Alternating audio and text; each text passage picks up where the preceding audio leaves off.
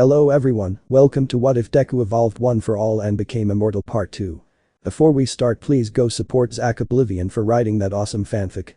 This is the translated version I made. There will be some wrong he or she calling here because it's translated, so let me clear this. Deku is a male in this story. Chapter 7. A Healed Heart. We found ourselves on the streets of Tokyo, the cold night wind blowing hard through the dark streets. The stars were shining in the night sky, the moon shone much brighter than the stars on this beautiful night.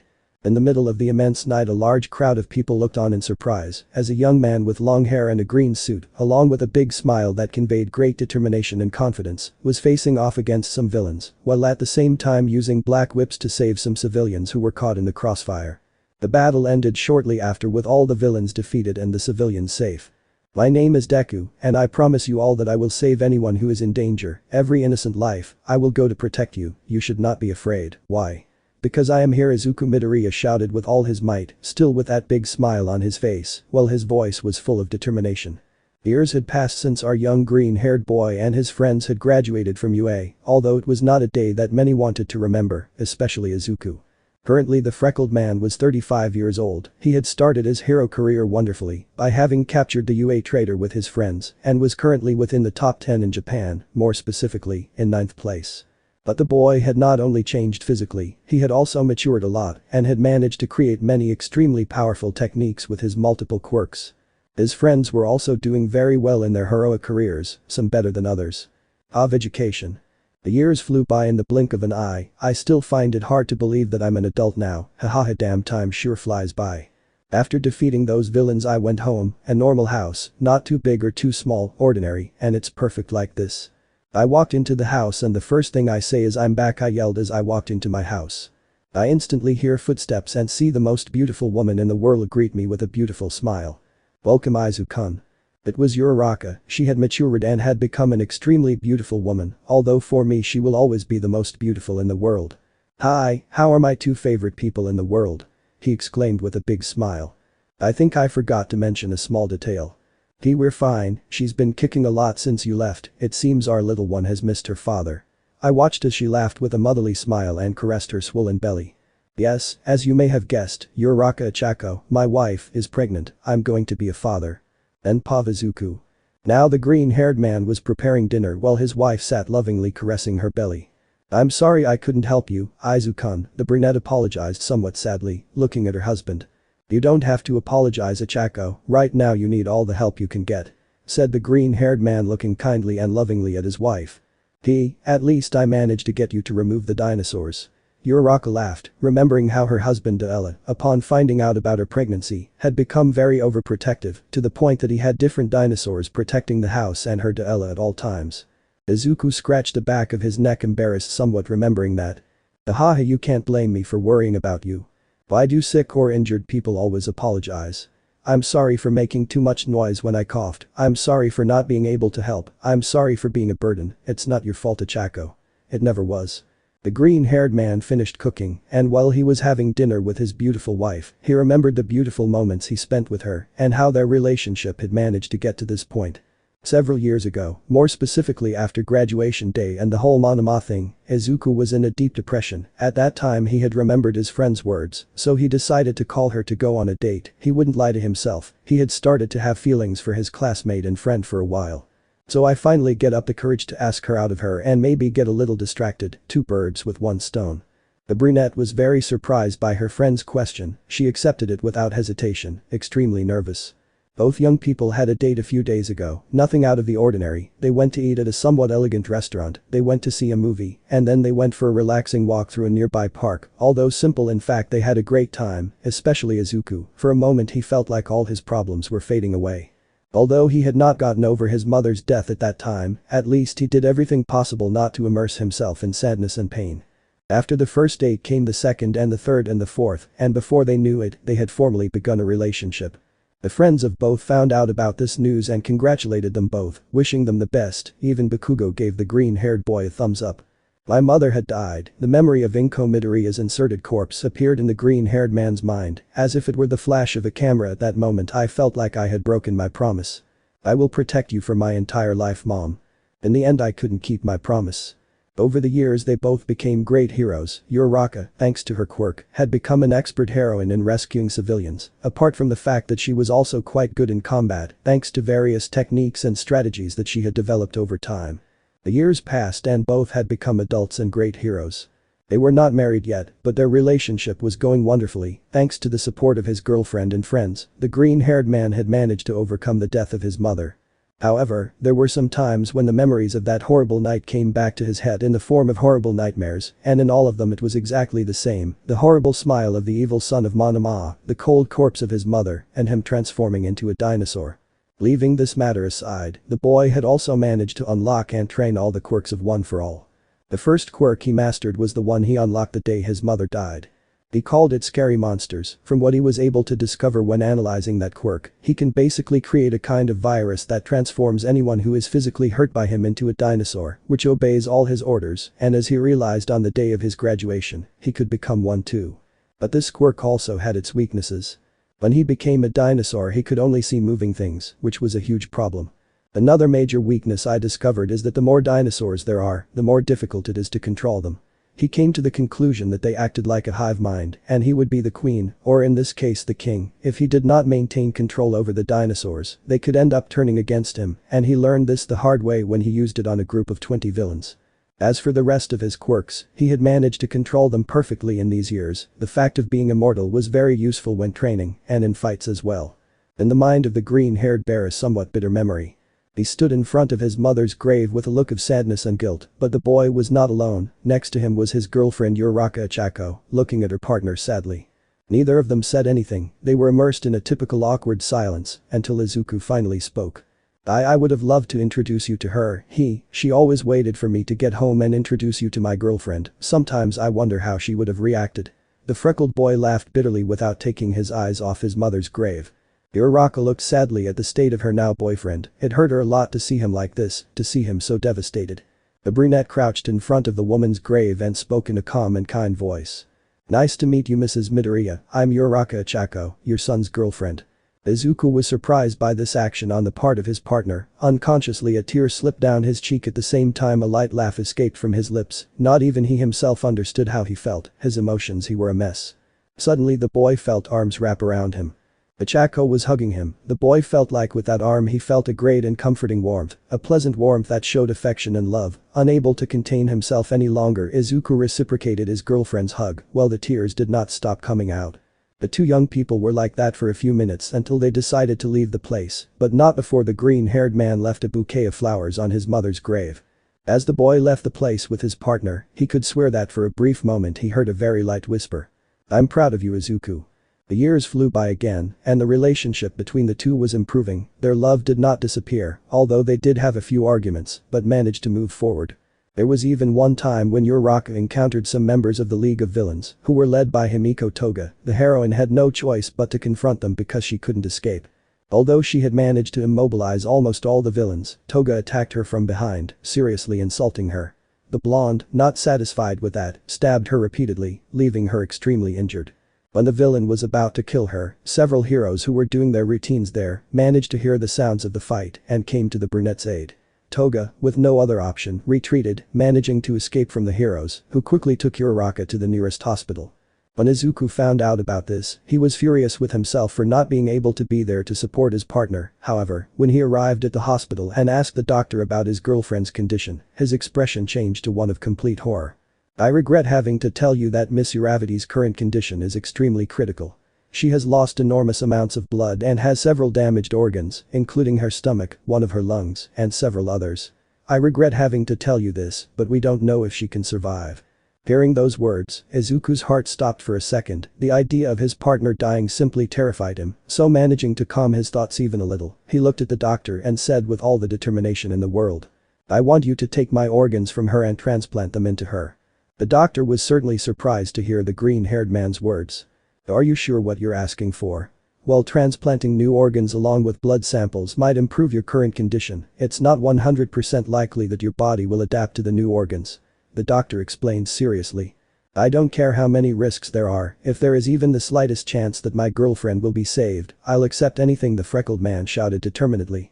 The doctor, seeing that the young green-haired man would not make his decision, called the medical staff to prepare things for the operation. Uraraka began to slowly open her eyes as she felt the rays of the sun filter through the window and hit her face. As he was fully awakening, he noticed that he was on a hospital gurney connected to several machines. Suddenly the door opened and a doctor entered. "I see you're awake, Miss Uravati," the doctor said with a kind smile. What happened?" the heroine asked, confused and weak. The doctor went on to explain everything that had happened, his condition, and that he had to have several new organs transplanted.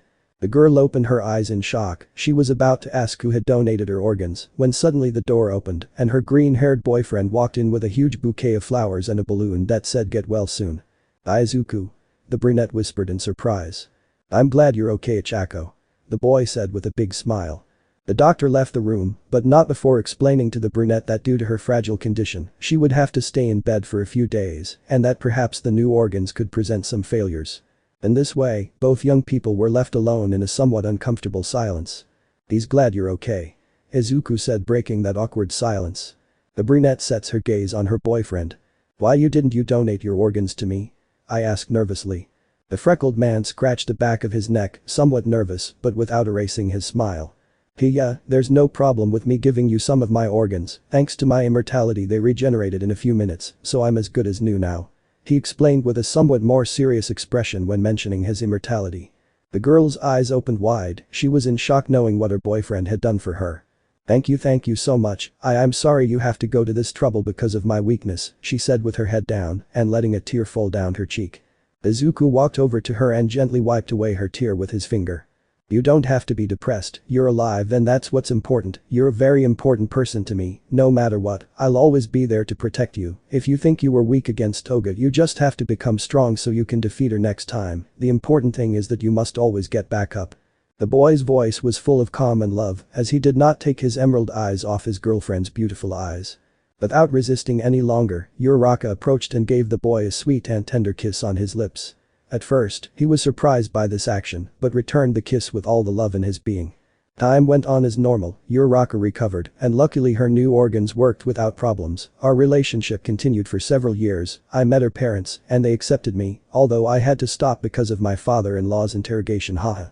As time went by, our relationship reached such a point that we decided to get married, and over time Uraraka became pregnant. That was possibly the best day of our lives. We were going to be parents. I still blamed myself for the death of my only family, and sometimes I had those nightmares, but being next to the woman I love and my future daughter healed my heart. The memory of the beautiful wedding between the two came to the green-haired man's mind. He still remembered how beautiful the brunette looked in her dress. He also remembered the moment when Uraraka told him she was pregnant, how they both hugged each other with love while crying with happiness at the idea of being parents and finally starting a family. Even in those moments, the fear of losing everything because of my curse was still in my mind. I was secretly afraid of starting a family, for fear of having to see her die due to my immortality. However, that fleeting hope where I could possibly fix my life grew so big that I couldn't control it. Izuku was gently and lovingly caressing Uraraka's belly while they both smiled full of happiness and hope, awaiting the birth of their daughter. At that moment I wanted to protect two people, even at the cost of my own life. I never imagined that I would be tortured to death. Chapter 8. A Broken Heart. I still remember that day I went to visit my mother's grave to tell her about how Chako's pregnancy was going. There was only a little more than 1 month left for our daughter to be born. We had already decided on her name, 𝙬𝙖𝙪𝙨 Midoriya Uraraka. The memory of Izuku in front of his mother's grave came to mind. The green-haired man's face only reflected great happiness for the birth of his daughter. I started to head home before it got dark, nervous, but the further I went the more I became. I felt sick, my diaphragm was spasming. This bad feeling gave me chills. As the boy got closer and closer to his home, he noticed how the houses and other things around him were destroyed. With great concern he ran at high speed, even using one for all. When he arrived home he saw him. An absolutely horrible sight. The house where he and his wife lived was completely destroyed, reduced to rubble. With pure fear written on his face, he ran desperately inside his home. The first thing he saw were many blood stains on the rubble, floors and walls that were still standing. Desperately trying to find his wife, he managed to find what appeared to be a letter among the rubble. He quickly took it in his hands and began to read it. As she read it, her expression began to change. Fury and despair took over his face. Her hands began to strain the paper so hard that they almost tore it apart. Dropping the letter to the ground, he left the place to head in the direction indicated on the paper. When the letter fell to the ground, you could see what was written on it. We will finish what we started so many years ago, one for all, I'll wait for you in. Izuku was in front of an abandoned warehouse, which was near a port, however this was not just any place. It was the same warehouse where he faced Monoma and where his mother died. Memories of that night came back to his mind. Everything was so similar, almost the same. Please, let everything be okay, please let her be alive. Raigo, completely desperate. Without further delay I destroyed the door with a smash. I honestly expected to meet some villains, however this was not the case. The place was completely bathed in darkness, and the fact that it was getting dark didn't help at all. Ichako, where are you? Ichako, please tell me something, anything, the boy shouted desperately while using his rays to try to light up the place. "Aya, you finally arrived, for a second I thought you weren't coming, one for all," said a voice full of evil from the shadows. Shigaraki Tamura, the green-haired man, grew red with hatred in his entire being. "Stop hiding, damn coward, show yourself and fight, or you're so afraid you need to hide behind a pregnant woman," he shouted furiously as he released even more lightning all over his body. "Hey, why the hero attitude, Deku? I thought you'd be happy to see me," he exclaimed mockingly as he stepped out of the shadows. "Heh, you're still just as hideous as the last time we met, they are of a hitch," he commented with a mocking smile, but still full of fury and hatred as he looked at the villain. However, what was in front of him was no longer just Shigaraki Tamura. Now it was something more. It was the result of the fusion of the two most dangerous beings in all of Japanese history. The result of the fusion between All For One and Tamura Shigaraki. They are, no, grandson, yes, ha ha ha ha ha. The white-haired man let out a big evil laugh as he told his own joke. Shigaraki, the green-haired man, looked coldly and hatefully at the villain, who stopped laughing and looked at him with a mocking smile. "Where is my wife?" The villain's hidden smile grew so large that it was disfiguring his already ugly face. "See for yourself, hero Deku," the villain said with a disturbing smile.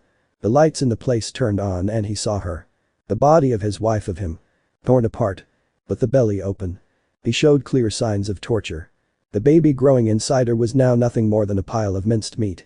And his wife's head was nailed to a pole. "Consider this, a gift for our reunion, ha ha ha ha ha ha. When the people I care about are in crisis, I'm never there." The memory of his mother's death was coming back to his mind like a horrible torture. Her eyes were wide open in the deepest horror as tears poured from her eyes in a steady stream. "And I made a promise. A small memory came to the green-haired man's mind. Both could be seen standing in a beautiful forest on the outskirts of the city. The cold and darkness of the night bathed both young people who did not care about this. This was one of their favorite places when they wanted to relax and rest. The peace that was in that place was simply wonderful. Do you remember that day, Ichako? Izuku asked with a nostalgic and happy smile. "It was in this very place where you asked me to be your boyfriend. This is where our relationship began." The brunette smiled nostalgically as she looked fondly at her partner. "How could I forget it? You were so surprised and nervous that you couldn't speak, ha ha ha, you looked like a strawberry because you were so red." The girl laughed amusedly as she looked at the freckled boy's somewhat embarrassed face. "Haha, I remember it perfectly." The green-haired man laughed embarrassedly. Izuku let out a big sigh, managing to calm down a little, although he still had a huge blush and looked nervous. "Hey Chako," he called with a somewhat nervous tone of voice, making his girlfriend look at him in her eyes. "We've been dating for 8 years, and they were the best years of my life. You were always by my side, despite all my flaws. You are one of the most important people to me, if not the most important. You helped me when I needed it most. You are a great person, with a big heart. When they told me that you could die because of the wounds that Toga gave you, I was terrified, petrified. The simple thought that you could die terrified me, and it still terrifies me to this day. You're Raka Chako." Izuku knelt in front of the brunette and took a small box out of his pocket. When he opened it, a beautiful gold ring with a small diamond was revealed. Uraraka covered her mouth with her hands in shock as tears of happiness came out of her eyes without stopping. "Will you marry me?" The only response he received was that the girl threw herself into his arms while kissing him with all her love. The boy returned the kiss, while the only witness to this beautiful declaration of love was the bright moon. "I promise you, Ichako. I will be stronger than everyone and I will protect you for my entire life." In the end, they were just empty words. I couldn't even do anything. Suddenly the warehouse was destroyed, generating a huge explosion that alerted everyone nearby. Civilians who were around managed to see how a person flew out and crashed into the center of the city. When the dust cleared, Shigaraki Tamura could be seen, who had a big evil smile on his deformed face. The white-haired man stood up, seemingly unscathed as he brushed the dust off his clothes. I must admit, that was a good hit," the villain commented as he looked at the night sky waiting for his opponent. However, He ducked, managing to dodge a powerful kick that was going to rip his head off. "You'll have to try something much stronger than that," he finished saying as he looked at his opponent. Without holding back in the slightest, the boy, with all his fury, struck a devastating blow to Tamura's face, generating a huge shockwave and sending the villain flying once again. The heroes began to appear and saw how the green-haired hero had sent the white-haired one flying with one blow. "Evacuate the entire city as quickly as possible." It was the only thing Izuku said, but his voice was different, his tone of voice was dead and cold, loaded with great hatred. The heroes felt a great chill run through their bodies. For some reason the simple fact of hearing the green-haired man's voice scared them. With no other option, they decided to listen to him. Something told them that this was not their fight. Izuku surrounded himself with a huge amount of lightning and shot out like a missile towards Shigaraki. "Ha, that was a good hit, I must admit, but now it's my turn," he exclaimed, smiling madly. "Muscle strength, neon speed, giga impact, strength of God's wrath, strength x5, the villain shouted the name of the quirks. Shigaraki's muscles increased as well as his height. At an enormous speed he appeared in front of Izuku. This action took the green-haired man by surprise, who was surprised by the enormous speed of his enemy. He barely had time to cover himself with his arms in an X shape when the white-haired man launched a devastating blow at him. This time it was Izuku who went flying, but Tamura didn't end there. He reappeared in front of the boy, who was still in the air, and connected another blow with great force. The villain smiled with evil and satisfaction when he heard how the bones in the boy's arms broke due to the great force of the blow. Not with satisfied that, he disappeared in a burst of speed, only to appear behind the green-haired man and deliver a devastating hammer blow that ended up destroying his spine and also sent him flying until he crashed into the ground, leaving a gigantic crater. Shigaraki had a big smile full of madness as he watched the smoke dissipate. He knew perfectly well that his opponent would not die with that. He was perfectly informed about the boy's immortality, but this did not matter to him. He had no reason to be nervous. "Get out of there now, I know a hit like that won't kill you," the villain shouted impatiently.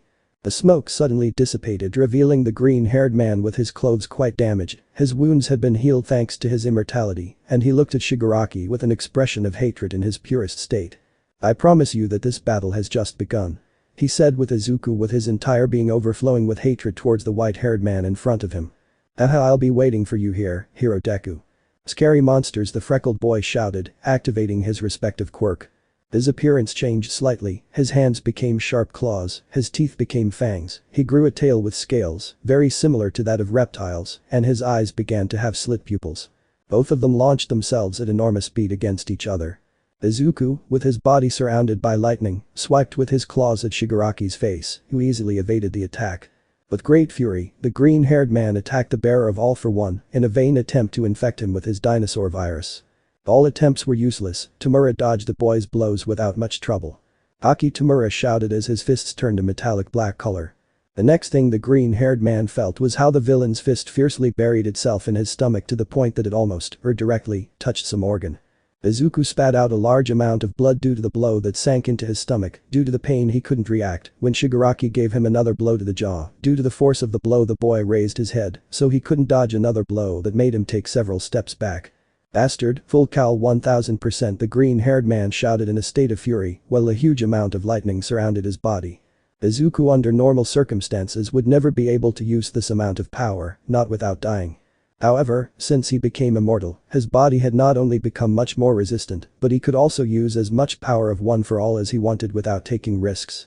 "This is what I wanted, ha. Speed of sound, amplifier, multiplier, speed first," the villain shouted with a gigantic smile full of madness, which reflected his little or no sanity. Both opponents went at an enormous speed, breaking the speed of sound as if it were nothing, generating a sonic boom that resonated throughout the city, which was being evacuated due to the fight between the two titans. Going at an enormous speed, Izuku threw a punch that managed to hit Tamura's face, however the white-haired man responded in the same way with a punch to the hero's face. Separating for a second before launching into the attack again. Izuku gave a right hook that Shigaraki managed to block, countering with a knee he managed to make the green-haired man spit out a little blood with a quick movement and using his dinosaur tail Izuku hit his enemy's legs, managing to make him lose his balance. Not satisfied with it he launched a powerful and devastating blow to Tamura's face. The power of the blow was so strong that it sank the adult's head into the ground while creating an immense crater beneath them both and a huge shock wave that scattered all the dust. Izuku was breathing heavily as his fist was still embedded in the villain's face. "Wow, I must admit, that was quite a hit." The villain's calm yet mad voice made the freckled boy open his eyes in surprise. Shigaraki grabbed Izuku's arm tightly and Bioelectricity. With that shout, a powerful black and red electric current ran through the hero's entire body, making him scream in pain. Not satisfied with that and holding him by the arm, Tamura began to spin around his own axis and threw Izuku against some buildings, which collapsed on him. Fortunately, that area had already been evacuated. A large cloud of dust is generated as the rubble and remains of the building fall on the body of the One-for-All wielder. A few seconds later Izuku emerges from the rubble, while his signature green rays take care of healing him. Without giving him time to react, Izuku takes the initiative and lunges at Tamura, ready to deliver a brutal blow. This time it's the villain's turn to defend himself, putting his arms in an X shape. He manages to block his opponent's attack. The tremendous impact makes the battle hood rumble. Izuku recomposes himself, and with a quick spin he uses his dinosaur tail to attack the villain, but he dodges the blow. Without delay, a powerful psychic wave falls squarely on Izuku's body, sending him flying again into another building, which is instantly reduced to rubble. The immortal boy has taken some serious damage, but he quickly recovers.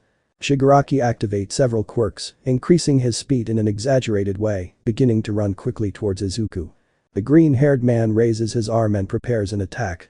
Devastation smash! Izuku shouted furiously, launching a strong punch, which generated a gigantic wave of compressed air that went directly towards Shigaraki.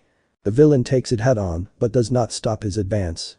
Izuku increases the power of the attack, however this does not faze the psychopathic white-haired man at the least. Finally the villain manages to reach where the freckled man was. With one of his hands he holds his arm with such force that he does not let him move, and then he brutally beats him. The hero Deku falls to the ground. Weak, Tamura says dryly and disappointedly. The villain prepares to crush his enemy's head. However, Izuku stands up and, completely furious and at high speed, he grabs the white-haired man by the neck, managing to apply a lock. Using the scary monster's quirk, the boy's jaw turns into a row full of sharp teeth, and without a second's hesitation, he bites Shigaraki's right shoulder, brutally sinking his sharp fangs into the villain's flesh, even managing to touch the bone. The villain lets out a scream of terrifying pain.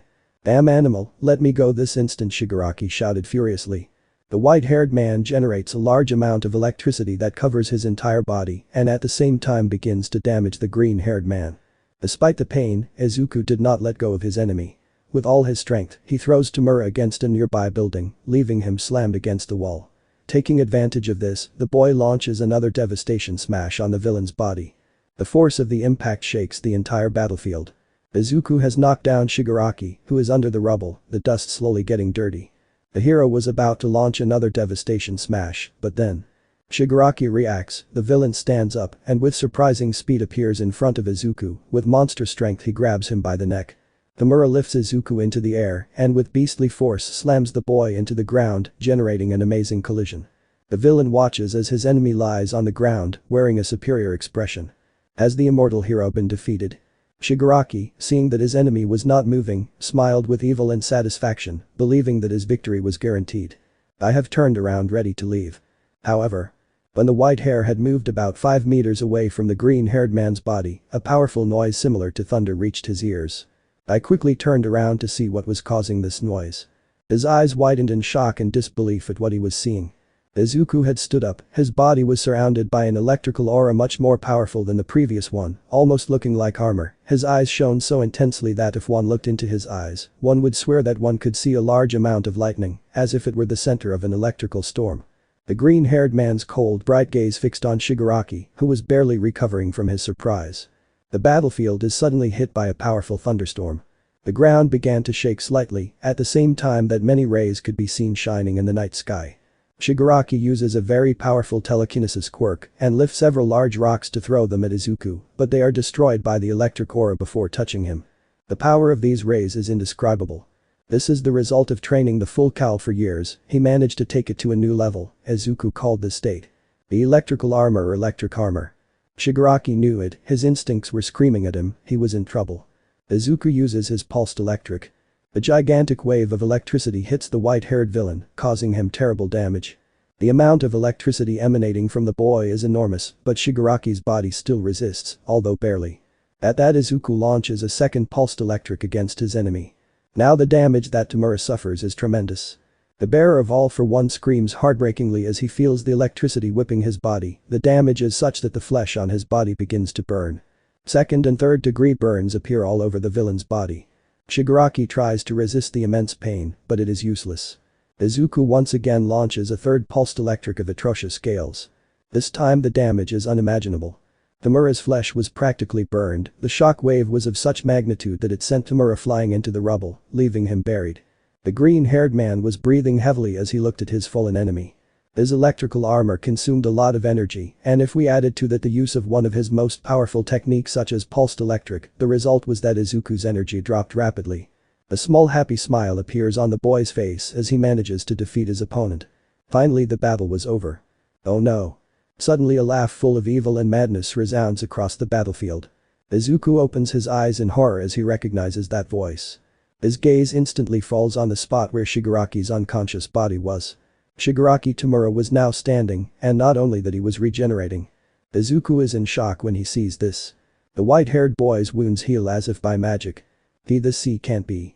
The green-haired man said in shock as he watched Shigaraki have a mocking smile. I surprised you, didn't I? The villain asked with a cynical smile.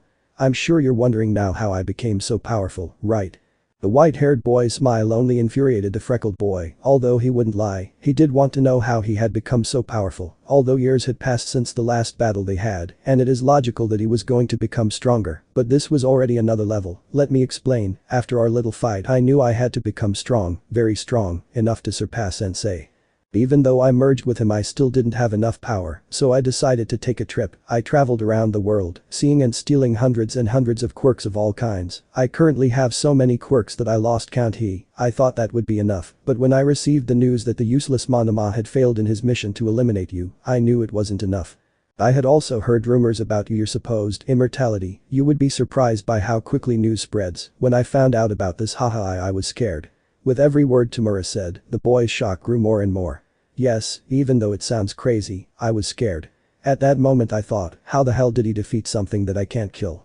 It was difficult, but after a long time I managed to form a plan. Obviously I'm not going to tell you the whole explanation, only an idiot would do that, but I'll just tell you that the death of your little hitch had something to do with it. Shigaraki's grotesque psychopathic smile added to the mention of his now deceased wife, only increased the hatred and anger that the green-haired man felt at that moment. But don't think that I was only stealing quirks, no, I was also trained. I trained like a bucking lunatic all these years. I must say that it was a bucking hell. At first a bucking Nomus used me as a punching bag, but over time I got stronger and stronger, and although it took a while I managed to get a fairly powerful regeneration quirk. Unfortunately I did not manage to become immortal, no matter how much I boosted it. You would be surprised at how unusual regeneration quirks are. I also created many combinations with the multiple quirks that I stole. I must admit, all this effort, it was worth it. He finished his monologue by colliding his fist with the palm of his hand, generating a small current of air. At this moment Izuku's mind was in chaos, he couldn't articulate a word due to shock. But one thing was clear, and that was that Izuku was scared. However, he was not going to let himself be defeated, and taking advantage of the fact that Shigaraki was a few meters away from him, he fired a fourth pulsed electric. The villain relieves the attack fully, obviously coming out injured with several burns. However, it regenerates quickly and becomes larger and more muscular. Izuku launched another pulsed electric, more powerful than the previous one, but the villain is unstoppable. Tamura doubles his size, and launching a burst of energy of atrocious scales, sends Izuku flying, still with his electrical armor. This is an unprecedented situation. Izuku has received atrocious damage, even his regeneration is affected, being now a little slower. Tamura doesn't waste any time, in a flash of speed he appears in front of the green hair, and in a brutal scene he hits him with all his might with his enormous fist, generating a monstrous crater in the ground, which he occupies at least a third of the size of the now evacuated city. The white hair was forced back when Izuku's Kagyun black whip manifested and nearly stabbed him. He watched as the boy stood up while regenerating quickly, apparently his ability to adapt was beginning to take effect.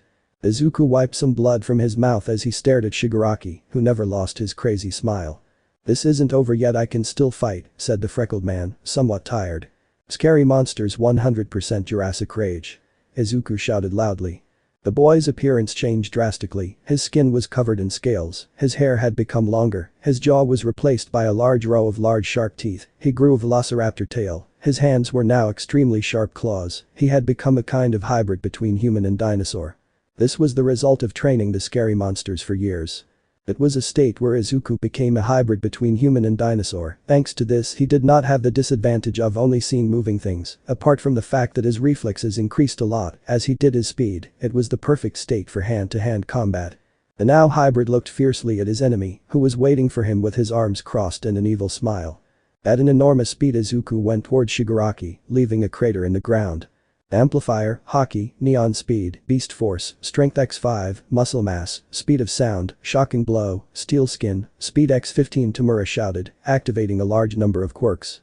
The white-haired villain's body shot out at abysmal speed towards Izuku. He launched a devastating blow that cut the boy's face, which he dodged, displaying his great flexibility by managing to bend the upper part of his body backwards. Once I have dodged the blow, I counterattacked with a right hook right in the villain's jaw. Not satisfied with that, Izuku began to launch a great rain of blows at high speed. Shigaraki was overwhelmed by the sheer number of blows, forcing him to cover himself with his arms in an X shape. Affirmation. But that shout from the villain, the ground beneath them both began to move and deform. From 1 second to the next, a large number of earth spikes went towards Izuku. The half-reptile was forced to separate from the white-haired man, managing to dodge the attacks. Flamethrower, multiplier, air cannon, amplifier. A gigantic wall of fire came out of Tamura's arms and headed straight for the hero. At that moment, Izuku knew he had to use another quirk. A large number of seeds would begin to appear in the palms of your hands. Without a doubt, he threw them all in front of him. The seeds sank quickly into the ground, disappearing from the boy's side of him. "Grow up," Izuku shouted. Suddenly, from the places where the seeds had sunk, a huge number of vines of enormous size emerged. Quirk, 4 seeds. It allows its user to generate seeds, which grow almost instantly, becoming large vines, which can be controlled telepathically. The huge vines came together, creating a large wall protecting the green-haired boy. The fire hit the wall of vines, which burned instantly. However, this had given Izuku enough time to dodge the rest of the attack. What Izuku didn't count on was that Shigaraki was waiting for him and greeted him with a large discharge of electricity. The freckled man didn't have time to react when a powerful electric current ran through his entire body, causing him enormous pain. The villain didn't stop there and gave Izuku a strong blow to the face. The hero could feel his jaw break from the blow and he spat out a couple of teeth. However, I have noticed something strange. Normally, due to the force of that blow, he should have been sent flying like the previous times, but that was not the case. Confused, he looked down and opened his eyes in surprise as he saw how his body was floating in the air, and it was N''T the work of his floating quirk. No, this was something else. Tell me, do you find this familiar quirk?" Tamura asked with a big mocking smile as he saw the confused expression on Izuku's face. Suddenly his green hair would open his eyes suddenly, while his expression changed to one of horror, fury and hatred in its purest state. Turning his gaze towards Shigaraki, the hero couldn't utter a word due to his emotional mess. It seems you already guessed it, but just in case, I'll tell you the name of this quirk I got a little while ago." The white-haired man's smile grew so big that it was deforming his face. "It's called zero gravity. Does it sound familiar?" The hero's mind froze for a few seconds. That bastard had not only tortured and murdered his beloved wife and unborn daughter, but he had also stolen her quirk and had the audacity to use it against her. The quirk that his wife, his beloved Ichako, used to save people's lives. And that infuriated him more than anything. Terraforming, magma control, amplifier. Shouting out his new quirk combination, the ground beneath Izuku deformed while also heating up to an immense temperature, almost resembling lava. Hundreds of extremely sharp large spikes erupted from the ground at a high speed. Without Izuku being able to react, each and every one of these spikes stuck into his body. The fact that they were all at an infernal temperature did not help at all. He felt like his body was burning from the inside. It was incredibly painful. But the villain didn't stop there. In a flash of speed, he appeared in front of the hero and without a second's hesitation, he drove his hand into the boy's stomach. With brutal force, Shigaraki pulled out his hand from him, but not only that. He had taken out the green-haired man's stomach along with his guts. Izuku let out a heart-rending scream as he felt his enemy practically gutting him. Not satisfied with that, Tamura firmly grabbed the freckled man's right arm and with pure brute force, he tore it out by the roots. Now with his stomach open and without an arm, the hero was unable to defend himself when he received a powerful blow that sent him flying into the sky. Shigaraki appeared behind his enemy and gathering all his strength, plus many strength quirks and enhancers, he delivered a devastating hammer blow to Izuku's back of him. The force of the blow was such that a current of air was generated throughout the city. The green-haired hero's body was launched like a missile towards the ground. Upon impact, a crater of ridiculously large proportions was created. But Shigaraki was not benevolent, much less merciful. The sky above them both began to cloud over. Black clouds surrounded the entire city, preventing any ray of light from filtering through, while many thunderclaps could be heard throughout the battlefield. With a big evil and insane smile, Shigaraki shouted with all his might the name of the quirk he was using. Climate control. From among the black clouds a lightning bolt of biblical proportions came out and hit with all its strength against the green-haired man's massacred body. The impact of the attack caused a small earthquake that shook the entire city. All the glass within a 5-kilometer radius shattered into thousands of pieces. The sound of lightning striking the cold ground could be heard throughout the city with a cold echo. The lightning could also be seen from a distance as a small glow, which gradually faded away. Little by little the lightning disappeared from the place without a trace. When the lightning disappeared, a deathly silence filled the entire city. Shigaraki was floating in the air with his arms crossed as he watched with a satisfied smile at the deplorable state of his enemy. Izuku's body lay inert on the ground. His body was in a totally deplorable state. His stomach was opened and some of his troops could still be seen outside. He was missing an arm, and all over his body, several third-degree burns could be seen due to the lightning he had received directly. His regeneration at this point was barely useful. Not even his regeneration could withstand damage and energy drain as great as what he had suffered. It was a good battle, I admit, but this is as far as you go, immortal hero Deku. You know many people make the same mistake. Immortal does not mean invincible, but I better finish you off. I've been saving this for you.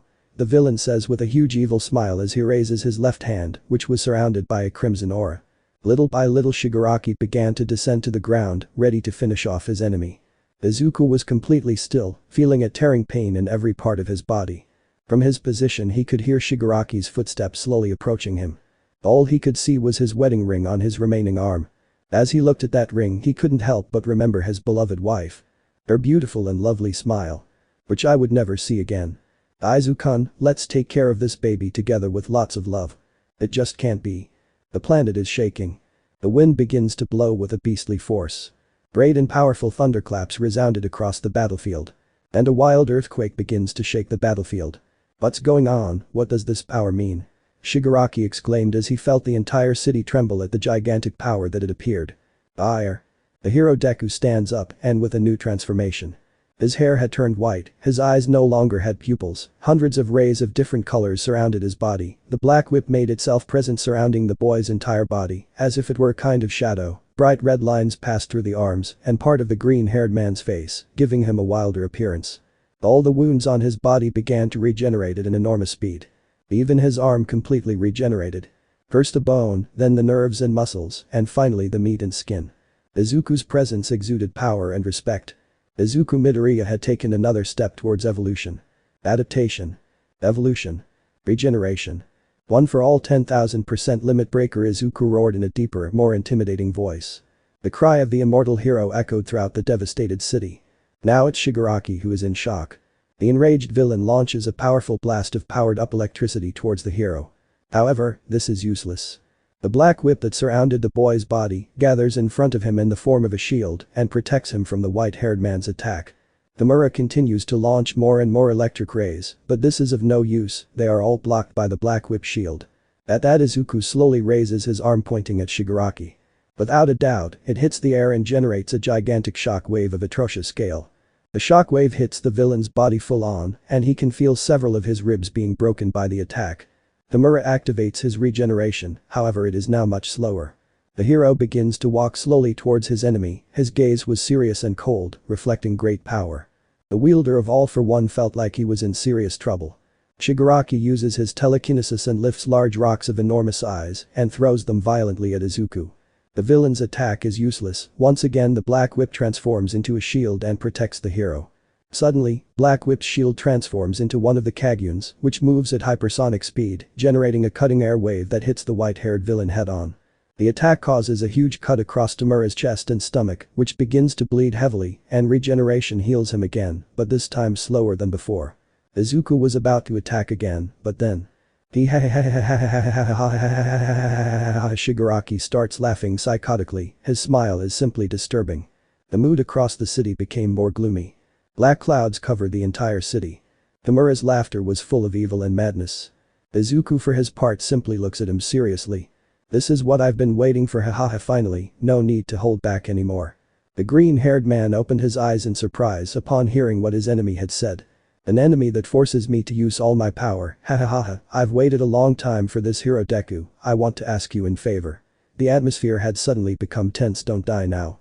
A gigantic current of air came out of Tamura's body, the entire city began to tremble due to the gigantic power that the villain was expelling. Muscular strength, great impact, armory, steel skin, bioelectricity, lightning rod, super speed, neon speed, sound speed, speed force, x10 multiplier, pyrokinesis, air cannon, weather, control, hypertrophy, rivets, amplifier, x5 strength increase, kinetic force boost, spear bones, shock absorption, spring, limbs, flying, terraforming, magma control, beast strength. Shigaraki's body began to grow greatly at the same time as it deformed. Now the villain was approximately 2 meters tall. His body was totally muscular, several metallic bones came out of his shoulders, and small red and black electrical rays ran through his body of him. The villain's presence was imposing and terrifying at the same time. If white hair was already ugly before, now it was simply terrifying, a nightmare in every sense of the word. Now we have both unleashed our full power. Izuku said with a cold gaze and a serious and imposing voice. Feet okay, let the final round begin, Shigaraki shouted with a crazy expression. The villain lunges at the green-haired man at breakneck speed and delivers a strong blow to his face. Finally the boy has received considerable damage, but he barely holds on while his regeneration heals him quickly. Izuku reacts and surrounds his fist with multicolored lightning, and in the black whip, he hits the villain in the stomach, knocking all the air out of him. The blow forced Tamura to separate himself slightly from his opponent while spitting out a large amount of blood, but his own regeneration heals him. All of his quirks have raised his regenerative ability to the maximum, but he was still not immortal like Izuku. The white hair uses his telekinesis quirk and lifts a large amount of huge rocks. Not satisfied with it, he spits a powerful flame from his mouth, lighting all the rocks on fire. Without hesitation, he throws them all at the hero, as if they were a meteor shower. Izuku activates his black whip shield to maximum power. Some of the rocks hit the shield, breaking into pieces, while others are shattered by the multiple lightning bolts surrounding the boy. I'm not going to hold back, I don't care what happens to me, I will win this fight. The green-haired boy said as he activated scary monsters along with his last 2 quirks. Quirk 5. Danger prediction. It warns the user when there is danger nearby, however this signal causes a strong headache, which makes the wearer run the risk of becoming distracted during the fight. Quirk 6. Fiery body. It allows its user to surround part of their body with fire, such as their hands or feet. Izuku's hands turn into sharp claws, which are surrounded by fire, at the same time a dinosaur tail emerges. The green-haired man disappears in a burst of speed to instantly appear in front of the villain. With his claw wrapped in flames, he manages to deliver a lethal blow to Tamura's face. The boy would try to use his dinosaur infection to transform Shigaraki, however he is surprised when his enemy kicks him in his entire left arm, which ends up breaking it. Izuku looked on in surprise as the wielder of All for One had a mocking and arrogant smile on his deformed face. It's called antibodies, it protects me from any type of virus or infection, I already knew you had that quirk, so I went ahead, hahaha, you're not the only one who can make plans. The villain exclaimed with an evil smile explaining his quirk. Izuku clicked his tongue in annoyance, he didn't have time to complain when a sharp pain came to his head. The boy saw how several ice stakes quickly went towards his position, with a skillful jump he managed to dodge the attack. While Izuku was in the air he threw hundreds of seeds around Tamura. The seeds turn into giant vines, which begin to attack the villain. 𝙬𝙖𝙪𝙨. A huge stream of incredibly cold air was expelled from the villain's body, instantly freezing all the vines. Izuku was floating in the air thanks to Nana Shimura's quirk. He would transform the black whip into its Kagun form and begin to launch hundreds of blasts of compressed air at the white-haired man. The black whip's tentacles move at an imperceptible speed. The hero Deku does not stop his attacks, he is relentlessly attacking his enemy. Shigaraki didn't have enough time to react and received the attacks head-on. The black whip are breaking the sound barrier, generating shock waves of simply monstrous power. It must be said that at this point the city was already reduced to rubble. Shigaraki was covering himself from the constant attacks by having his arms in an X shape, he barely managed to aim his right hand at the green-haired man and fired a large bone spear. The attack hits the hero's leg, tearing it out by the roots. However, Izuku immediately regenerates it, his limb growing back as if by magic. Shigaraki throws a bone spear again, this time with much more force than the previous one. This time he manages to cause great damage to the hero, since the spear pierced his stomach from side to side. Izuku stops attacking and lets out a powerful scream of pain. The villain does not waste the opportunity and causes a powerful lightning bolt to fall from the sky onto the green-haired man's body, sending him straight to the ground. The freckled man was stunned for a few seconds due to the attack. When he reacted, he looked furiously at his enemy. Black Whip, scary monsters, fire body, the immortal hero shouted, activating a combination of quirks. The shadows of the Black Whip surround the little boy's hands and turn into huge dark claws, while some purple fire surrounds them. Izuku appears in front of Tamura in a burst of speed and delivers a blow of atrocious scales to his enemy. The force of the blow was such that the entire battlefield trembled violently, even the tremor was felt on the outskirts of the devastated city. Both began to exchange an immense amount of powerful blows. Izuku was throwing incredibly powerful punches at high speeds, his extremely sharp claws with traces of fire were giving him a slight advantage over his enemy. For his part, Shigaraki moved at supersonic speed and also threw incredibly strong blows. However, every time he touched the green-haired man's dark claws, he felt a small burn due to the fire. Every time they hit each other's fists, they ended up generating huge air currents that swept away everything around them. Hundreds of pieces of debris flew in all directions due to the impact between the two titans. Izuku, fed up with this, uses his dinosaur tail and gives Shigaraki a strong blow, managing to get away from him. The hero transforms his claws back into the Black Whip Kagyun and begins to launch hundreds of blasts of compressed air at the white-haired man. Just before the attacks arrive, Tamura puts his arms in an X shape to protect himself. The sharp tastes of air fall squarely on the villain and do not let him move. Liters of blood and chunks of flesh flow from Shigaraki's arms and regenerate in a disgusting scene. Izuku doesn't stop and continues to launch hundreds of blasts of cutting air with his Black Whip. Iyerg. Shigaraki screams with all his power, generating a huge shockwave with just the power of his scream. Because of this, the hero is pushed back a few meters and is forced to stop attacking. At that, Tamura begins to fly towards the cloudy sky, rising higher and higher. "What are you planning to do?" Izuku asks seriously as he looked at his enemy in the air. Shigaraki laughs maliciously at the cold and serious gaze of his enemy.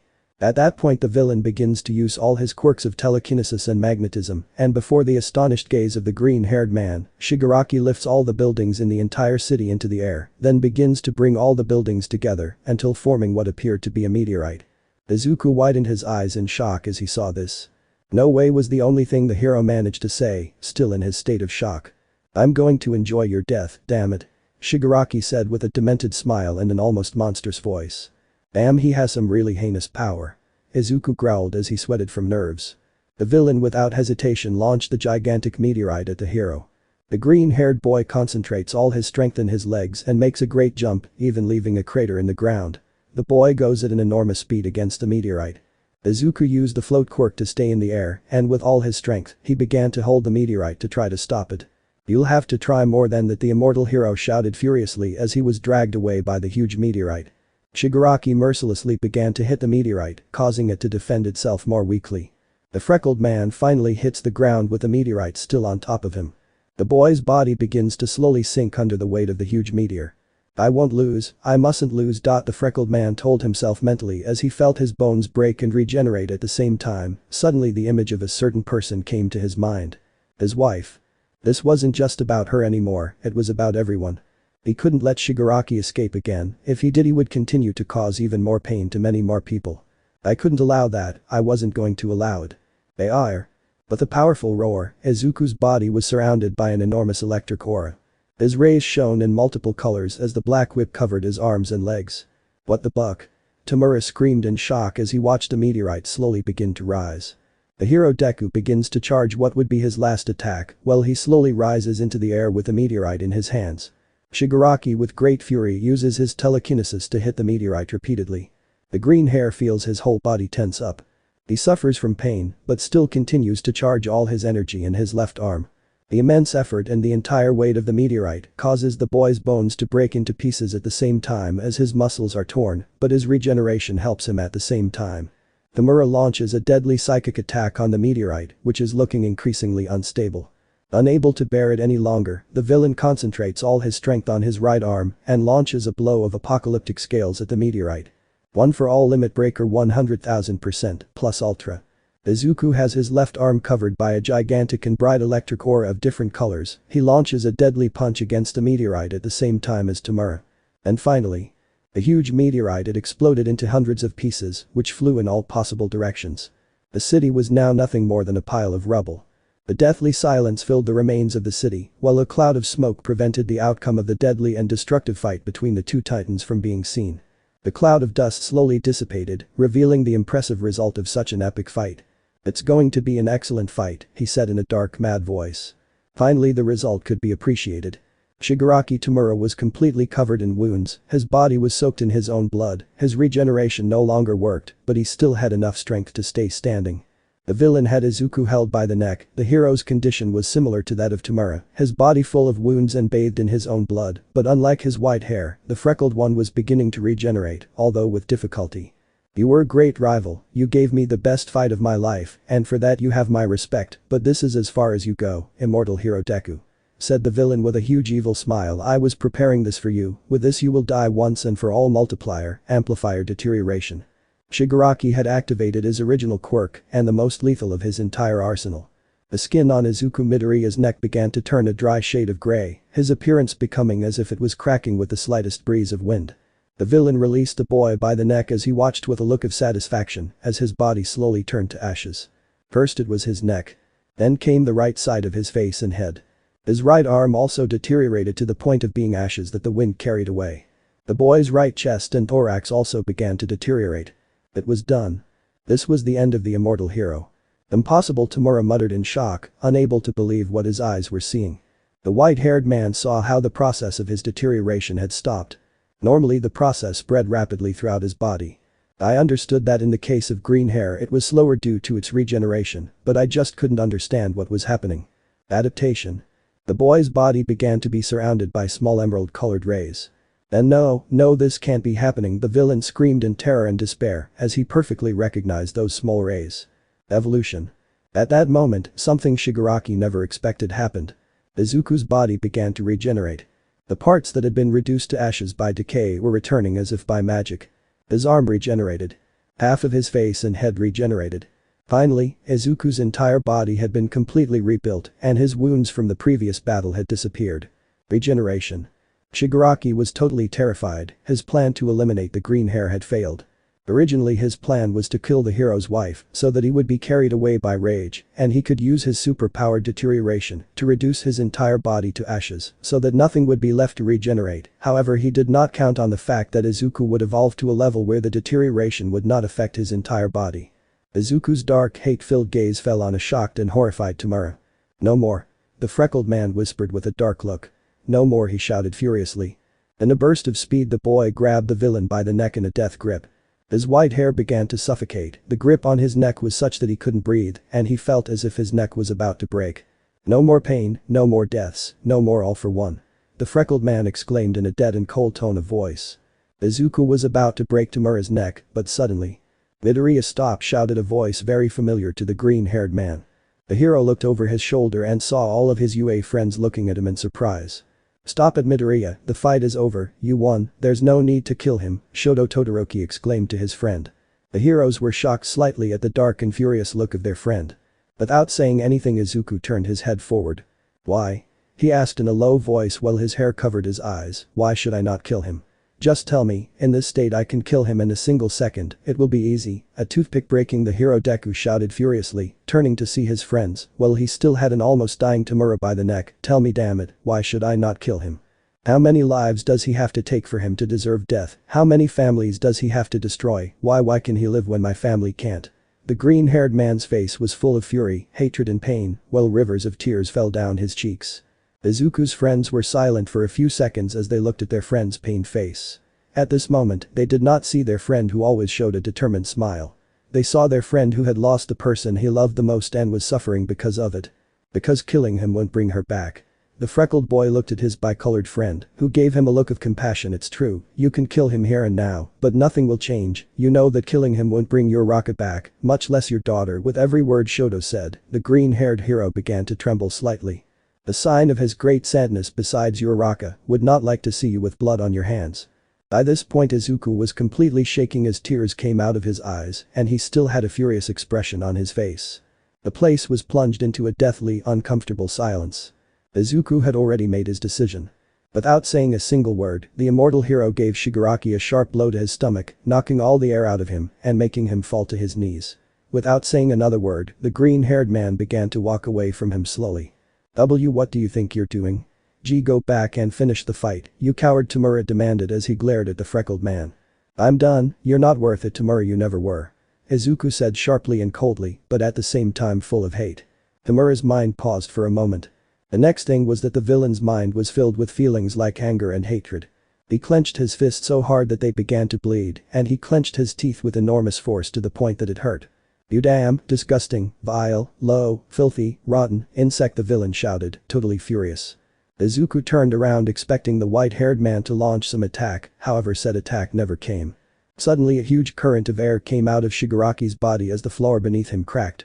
Veins began to appear all over the villain's body, especially on his arms and face. His skin turned bright red, as if it were red hot. Haha, you should have killed me when you had the chance to, damn it. He said with a huge demented smile, I may not be able to kill you, but at least I'll go to the other world taking away the last thing you have left. The villain's smile became so big that his face deformed to your pathetic friends. The heroes opened their eyes in shock and horror as they realized what the white-haired man was going to do. But the most horrified of all was Izuku. His mind was racing a mile a minute trying to find some way to solve this problem. Suddenly an idea came to his mind, he knew it was risky, but he didn't care anymore. The boy turned to look at his friends, giving them a sad smile. Thanks for everything.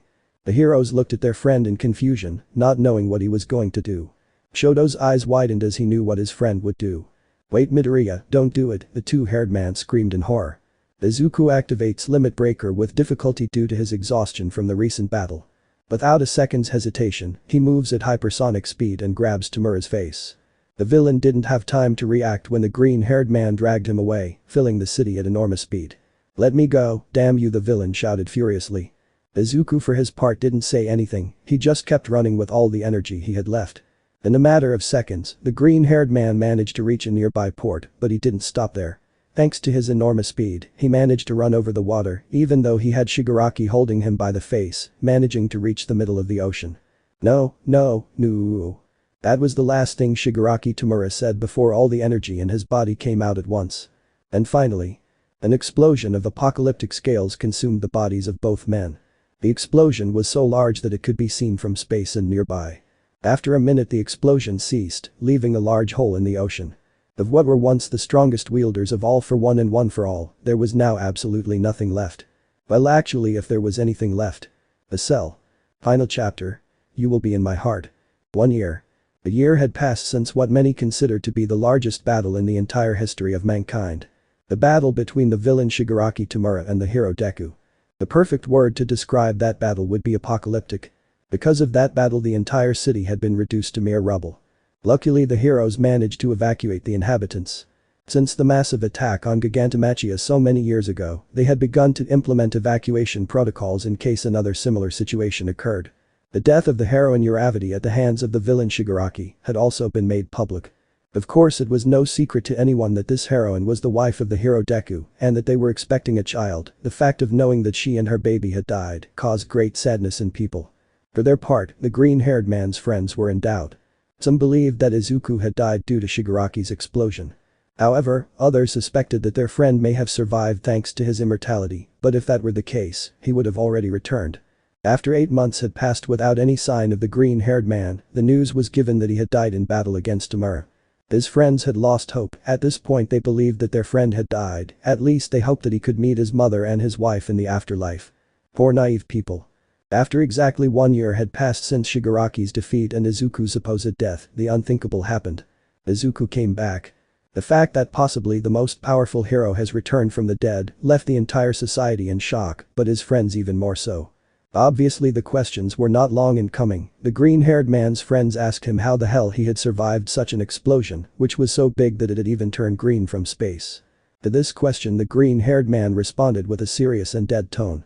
Just before the explosion hit me, the black whip shield activated itself to its maximum, which allowed me to resist the explosion a little. Because of this only one of my cells managed to survive. This cell was adapting and evolving for a whole year, at the same time that it was multiplying, slowly regenerating my body. It took a whole year for my body to completely regenerate.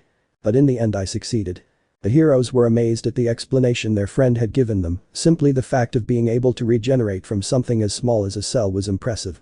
Time went on, the heroes who were married to their children, among them we can highlight Shoto with Momo, Sayu with Tokoyami, Denki with Chieru, among others. Some were still single but happy. However, everyone noticed that since Uraraka's death, Izuku had not been the same. Although he was still a hero and still smiling at people, there was something different. Her smile of hers was completely empty. The smile that once reflected boundless determination and great confidence now showed none of that anymore. In her place there was only an empty smile, full of pain and sadness. If the death of his mother had already caused the green-haired man great pain, the death of his wife and daughter was the straw that broke the camel's back of him. The freckled man's friends tried to support him, but this didn't seem to help. It was lucky that the man did not fall into alcoholism.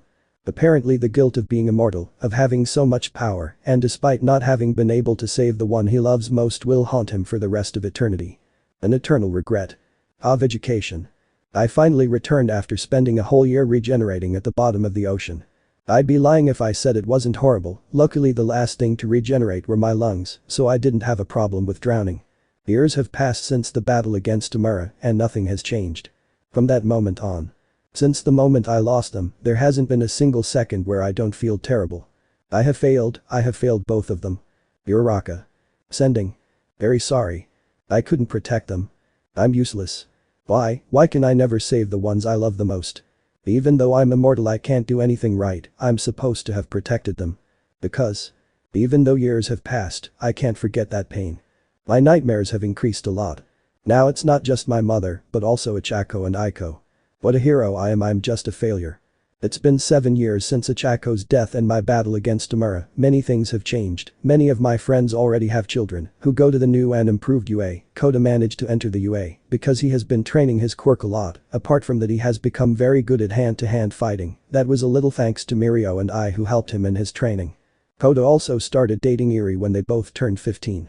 I still remember that Mirio and I practically threatened the little bastard if he dared to hurt Eri. Good memories. When 𝙬𝙗 was in his second year at UA, I decided it was time to pass one for all on to him. At that time I had hoped that if I passed it on to the next bearer I would stop being immortal, and in this way I would be reunited with my beloved wife. What an idiot I was back then.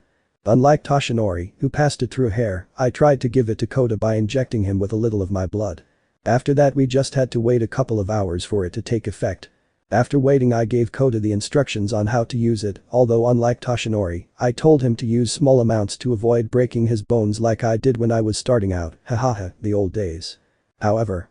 2 hours had passed and nothing, no matter how hard the boy tried, nothing happened, there was no super strength, no rays, no lights or anything. I was very confused at that moment, thinking we had to wait longer. I told him to try it the next day, and he agreed, somewhat confused as to why it didn't work. The next day we met again to see if it would work this time. But it was in vain, apparently 𝙬𝙗 did not have one for all. I for my part, began to get scared and desperate. After saying goodbye to 𝙬𝙗 I called Professor Shield to inform him of what had happened. He told me that we would meet in a couple of days, to which I agreed.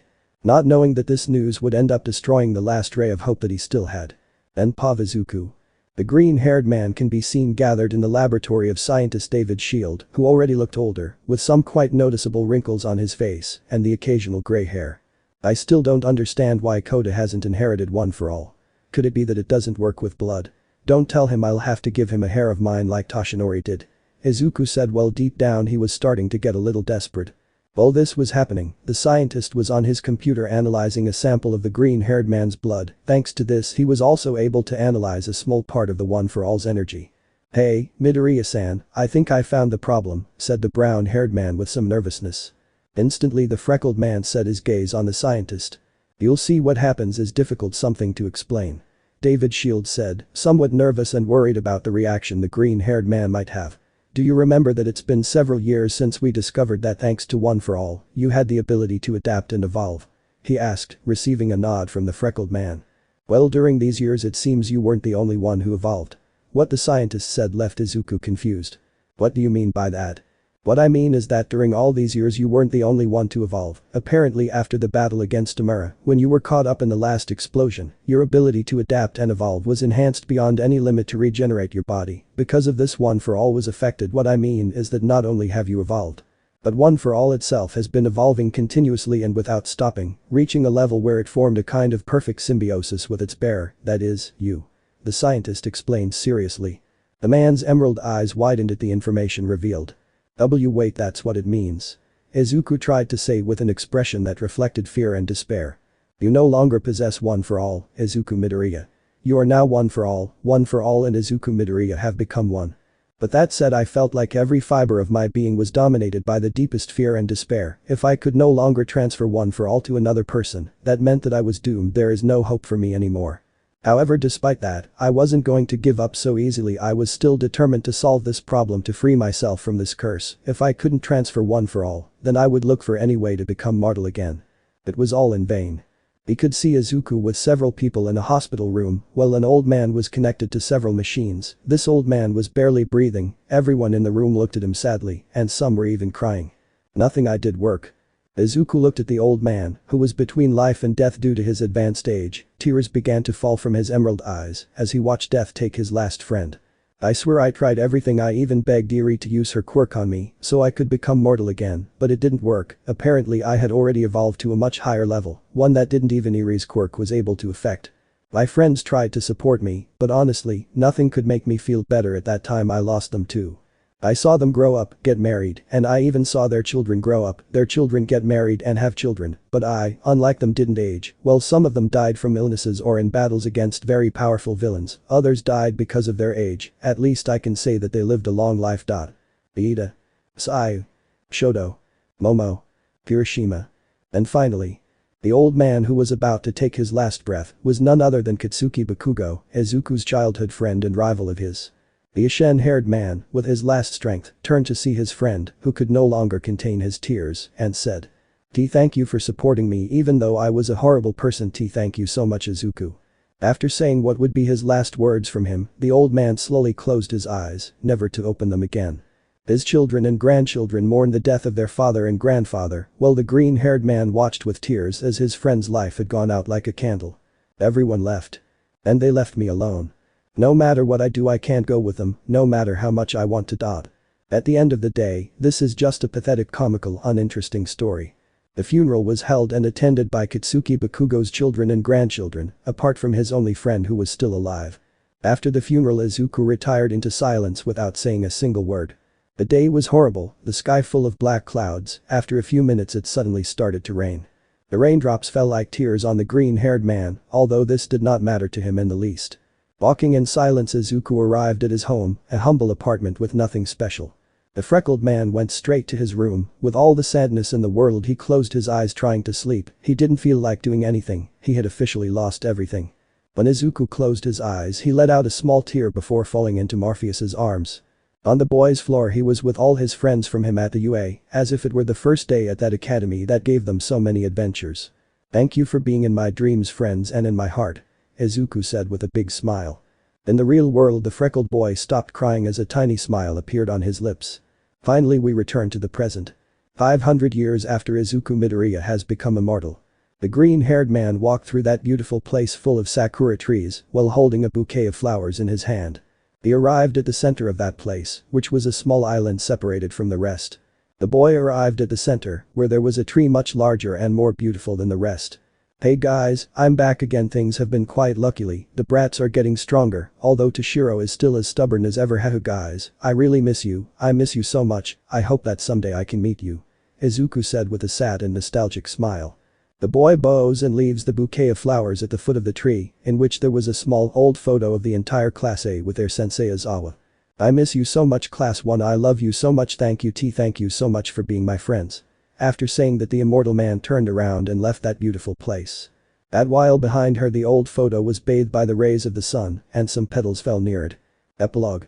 We found ourselves in what seemed to be a kind of valley surrounded by enormous mountains. Between the mountains there was a small river with crystal clear water. The most remarkable thing about the place was that there was a small but at the same time beautiful wooden mackerel, humble, simple, perfect for a person to live there without problems. A beautiful and relaxing silence reigned in that beautiful and peaceful place. It seemed that the peace that was there could not be disturbed by anything or anyone. Stop moving, damn it, and let me hit you, shouted the voice of what sounded like a boy. Okay, I take back what I said. In that place you could see several people, these being young teenagers, attacking a man with unruly green hair and 4 freckles on his face. Stop moving, sensei, damn it, shouted a boy of about 13 or 15 years old. He had snow-white hair with turquoise eyes. His clothes consisted of a kind of black uniform with a white vest. He had a white bandage tied on his forehead, a turquoise scarf around his neck, and his tennis shoes had a black katana with a white edge. This boy's name is Toshiro Todoroki. He is the descendant of Shoto Todoroki and Momo Yaoi Rozu. His quirk is that he can generate ice and control it at will, managing to mold it in different ways. His white hair attacked the green-haired man, who was none other than Izuku Midoriya, with his katana and several ice spikes. The freckled boy easily dodged the boy's attacks, and notable fact is that he didn't even use his quirk. But the white-haired ice boy wasn't the only one attacking Izuku. "Get out of my way, Toshiro," a girl's voice shouted. The owner of that voice was a young girl, very beautiful, slim, tall and with a well-defined body figure, with crimson-red eyes, which are shown impetuous most of the time. Her black hair is quite long reaching to her legs, and she wears it loose in a cut that gets longer in the front, with some strands falling in the middle. She has fair skin.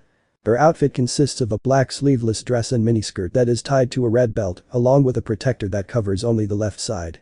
This also has a high gray collar adorned with vertical stripes, along with a red tie, which has a kind of silver button on the knot part.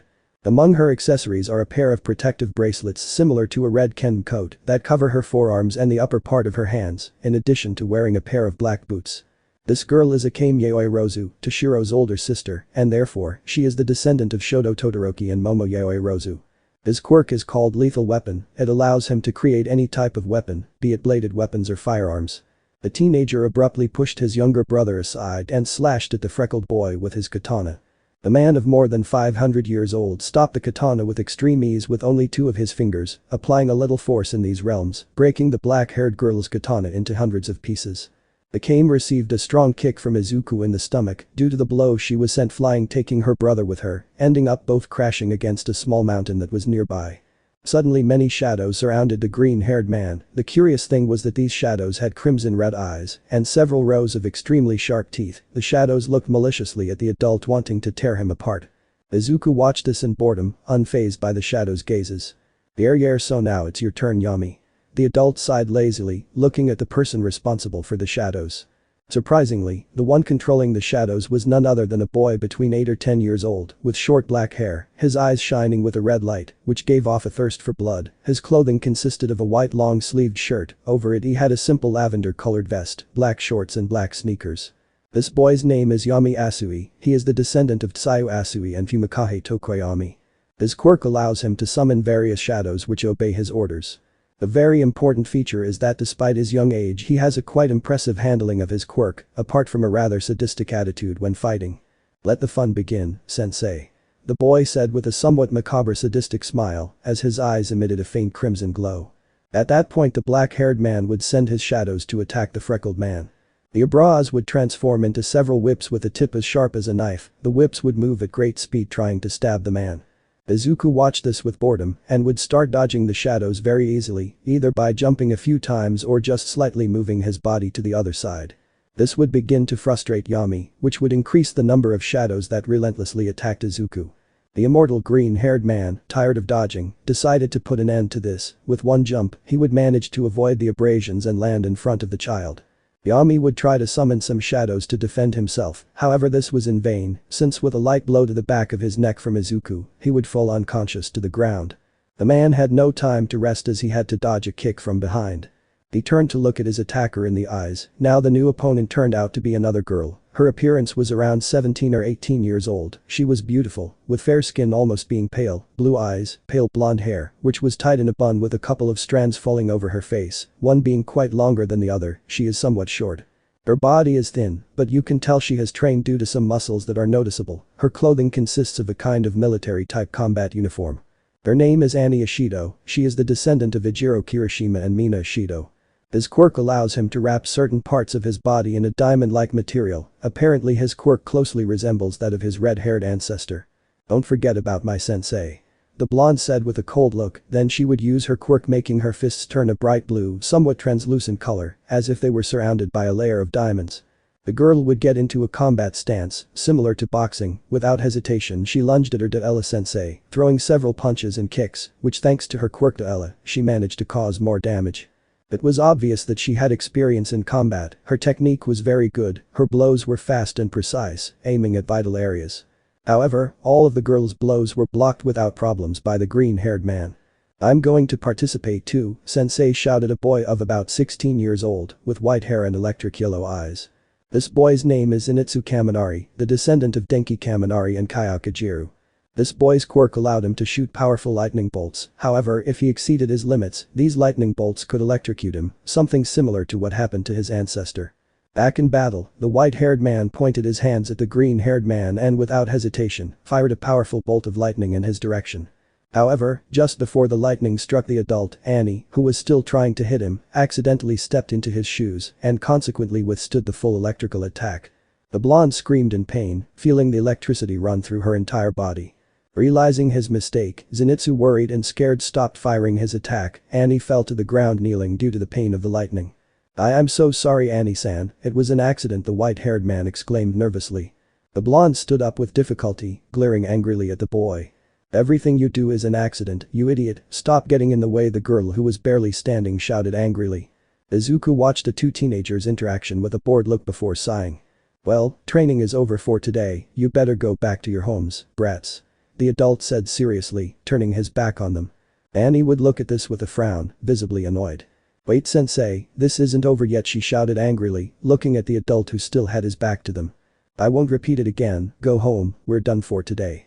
The blonde grew angry at how her sensei didn't take her or the others seriously. "You haven't even used your quirk, we've been training with you for 2 weeks, and you still haven't shown us your quirk. I'm not leaving here until you at least activate your quirk," he shouted as he got into a combat stance, and behind him stood the others, already recovered. Izuku remained silent for a few seconds. An awkward silence took over that beautiful place. The young men had serious faces looking at their sensei, although more than one had beads of sweat rolling down their forehead due to nerves. And suddenly it happened. A gigantic pressure flooded the entire place. A presence that imposed nothing but respect and power.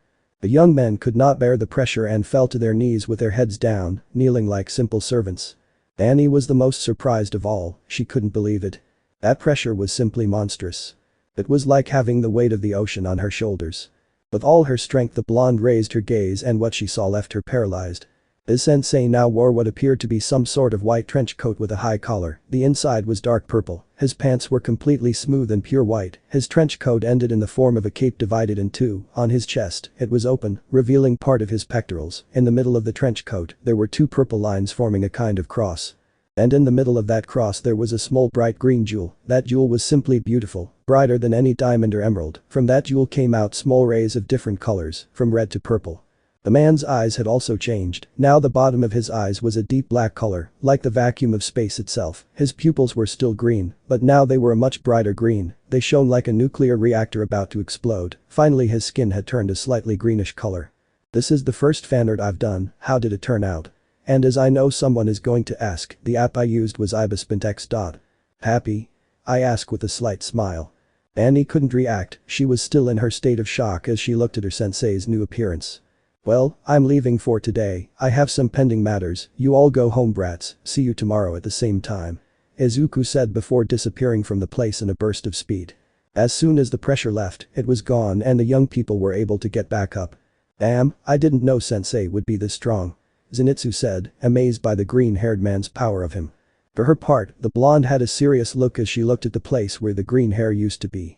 "Sensei hides too many secrets." Annie thought before starting to walk towards her home ignoring the rest. The green-haired boy had appeared in the middle of a dark and thick forest, the trees were so big that they blocked most of the sun's rays, making it quite difficult to see in that place. Of education. Many years have passed, 500 years to be exact. That's a long time, many things have happened, I don't even know where to begin. After the death of Katsuki and my other friends, I continue to be by the side of their descendants, their children and their grandchildren. However, I cannot help but become fond of them, they even considered me an uncle, and I honestly considered them my nephews. But just like with the others, time moved on. And death claimed their lives. The pain of seeing them leave was horrible. And the same thing happened with their children. I couldn't bear that pain any longer, it was too much. So I made a decision. I got away from them. I just couldn't stand having to watch my loved ones die over and over again, it was too much. I began to live isolated from the world in the deepest part of the forest. I did not throw it away, it is a very quiet and beautiful place. I think that helped keep my sanity intact. In all these years I traveled around the world, I saw truly beautiful places, I met wonderful people, I learned different combat styles, not to say that I learned them all, and over the years I perfected them, I even learned to fight with swords. I also learned to handle firearms of all kinds, from machine guns to revolvers. Everything was going relatively well, as far as an immortal's life is concerned. Until one day, more specifically 2 weeks ago, they appeared. When I heard their last names I was very surprised. You didn't have to be a genius, they were the descendants of my old friends. Without me even realizing it, 500 years had passed. They told me that their parents told them a story that a long time ago their ancestors were cared for by a man who was told not to be able to grow old. Apparently my story was passed down through the generations until it reached them. They told me that one day they decided to look for me so that I could train them, apart from getting to know me out of curiosity. At first I asked them how they found me. They told me that they had several contacts who helped them with that, but I didn't ask them again. At this point it was no longer important. I refused to train them. I honestly didn't want anything to do with them. I didn't want to go through the same thing again as so many years ago. When I told them that I saw how that blonde girl, descendant of Kirishima and Mina, got angry and decided to attack me with her quirk. Seeing that action, the rest also attacked me. I'll just say that they weren't even good for a warm-up. I didn't even have to use the one for all. I had defeated them all without even trying. I told them again to go home. However, Annie stood up again, telling me that she wouldn't leave until I decided to train her and the others. She told me that when she was little she was told the story about how someone who never grew old was a noble person who always helped others, a hero. For some reason he asks to see in her eyes the same determination that characterized Ejiro. Without saying anything else I told them to come back the next day as early as possible, and without further ado I disappeared thanks to my speed. Yes, I had agreed to train those brats. Maybe the fact that I want to have something that reminds me of my old friends again made me give in, or maybe it was the fact that I'm just an idiot. I still don't know. They have a lot of potential, but they still have a long way to go. To begin with, none of them know how to work as a team. They are a total disaster at that. Zenitsu has no control over his quirk. The siblings Yaoi Rozu and Todoroki fight every 2x3, they almost look like cats and dogs. Yami gets carried away by his sadistic spirit, which could cost him his life in battle. Annie is the best, so to speak. She has an impressive control of her quirk and knows how to fight hand to hand, however she never accepts help from anyone, much less teamwork. It'll be interesting to see what this new generation has in store for me. During these centuries I was also evolving non-stop at an enormous speed. I ascended to another level that many only dream of having. The clothes, the robe is not clothing in itself, it is part of my body, it is a reflection of my evolution and my power, just like the gem on my chest. This is the result of 500 years of me, now that I am the one for all, evolving without stopping. Now every time I activate my quirk, my appearance changes to this. But I would be willing to give all this power in order to achieve my new dream. My new dream is Mon. And Pavizuku. Suddenly the sky begins to cloud over, the sky turns a lifeless chalk color, every ray of light is blocked by the enormous clouds, small drops of water begin to fall like tears from the sky.